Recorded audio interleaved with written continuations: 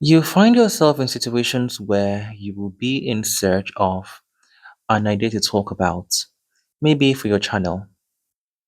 At such moments, it won't matter that you have a repository holding scribbled ideas because your mind will be fixated on the idea that you have no ideas. What you should do at such moments is one thing, but here's what you shouldn't do.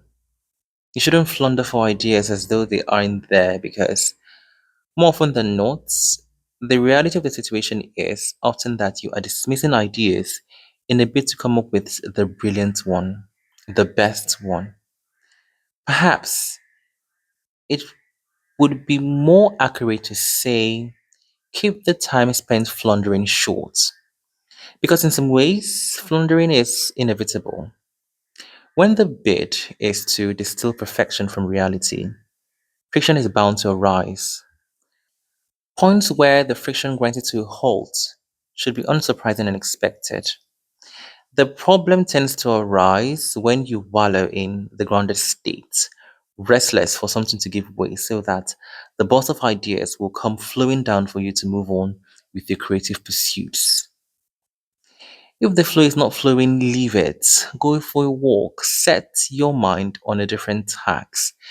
Just keep the time fixated on coming up with something short.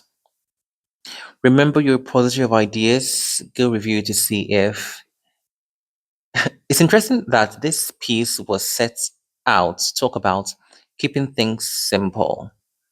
But here we are delving into the nuances of the often complicated challenge of getting ideas, generating ideas. This isn't without cause. Getting to simplicity often requires moving through the complicated and complex.